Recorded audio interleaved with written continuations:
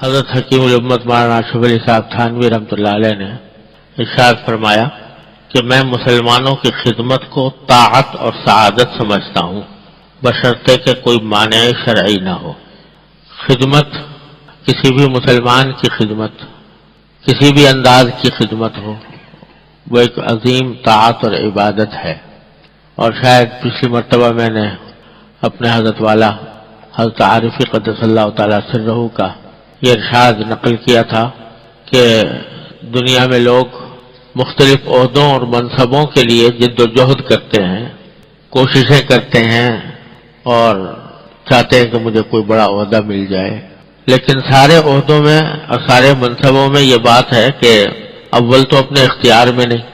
کوئی آدمی چاہے کہ میں وزیر بن جاؤں، اس کے اختیار میں نہیں ہے، اور اگر بن بھی جائے تو اس کے اوپر حسد کرنے والے بہت اور اس کو اتارنے کی کوشش کرنے والے بہت، ہر وقت اسی چکر میں رہتے ہیں جو حکمران بن جاتے ہیں کہ کرسی ہمارے نیچے سے نہ نکل جائے، اور دوسرے اس کوشش میں رہتے ہیں کہ یہ اترے تو میں چڑھوں۔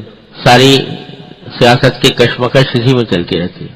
تو سارے دنیا کے منصبوں میں تو یہ مشکلات ہیں۔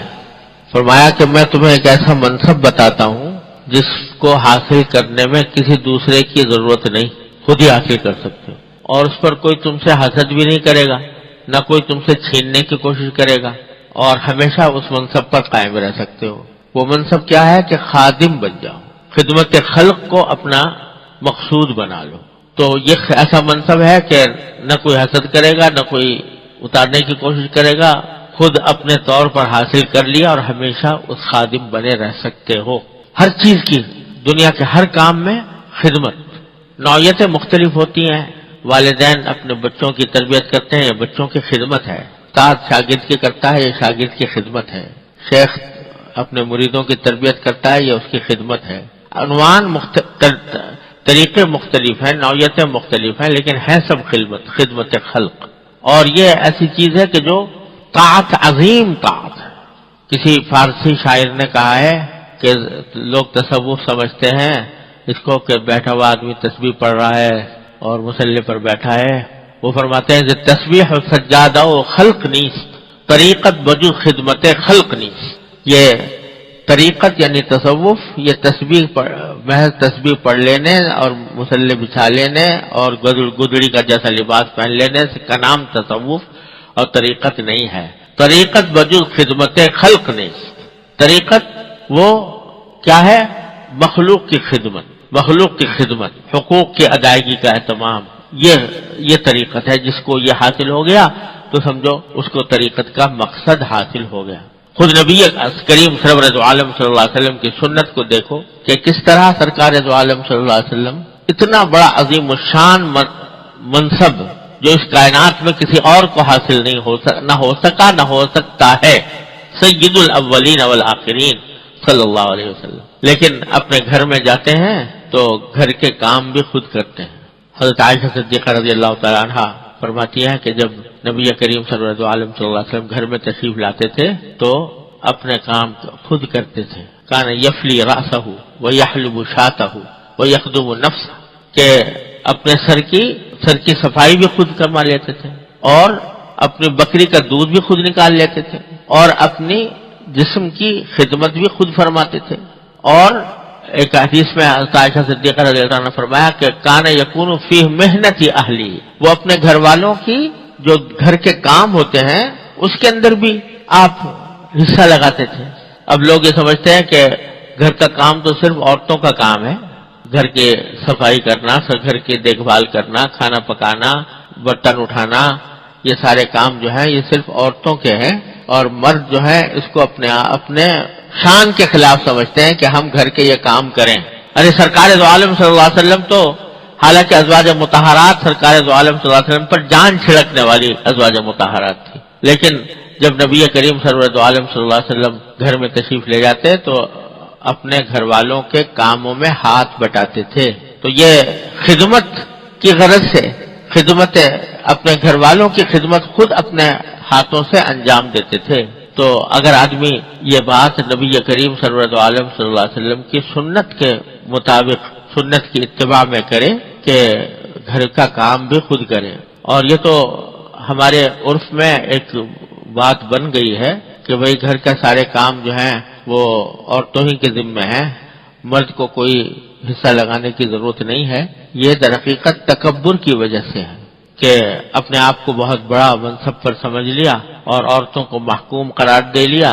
اس کے نتیجے میں سارے کام جو ہیں وہ ان کے سر ڈال دیے.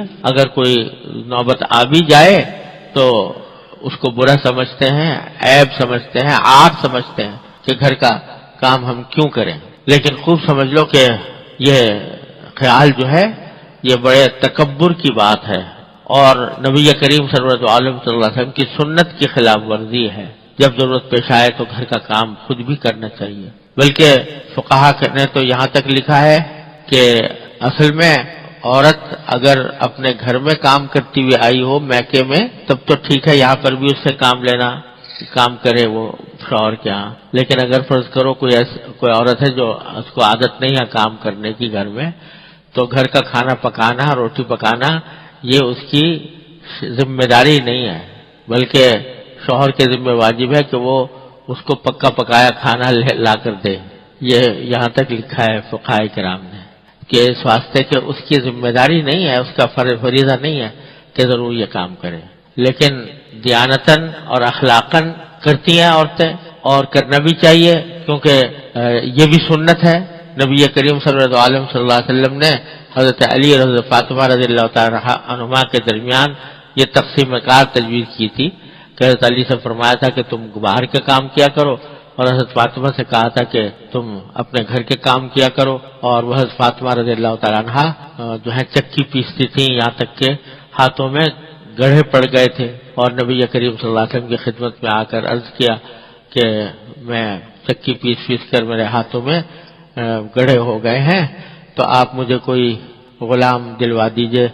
بہت سے غلام مال غنیمت میں آتے تھے، کوئی غلام کوئی باندی. لیکن نبی کریم صلی اللہ علیہ وسلم نے فرمایا کہ جب تک صفہ کے غریبوں کا انتظام نہیں ہو جاتا میں تمہیں کوئی غلام نہیں دے سکتا. اس سے بہتر چیز تمہیں بتاتا ہوں، اور وہ یہ کہ سبحان اللہ 33 مرتبہ اور الحمدللہ 33 مرتبہ اور اللہ اکبر 34 مرتبہ پڑھا کرو.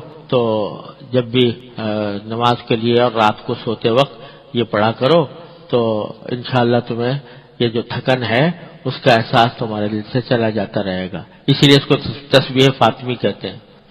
تو حضور اقدس صلی اللہ علیہ وسلم نے یہ تقسیم کار فرما دی تھی حضرت علی اور فاطمہ رضی اللہ عنہ، لہذا کرنا چاہیے.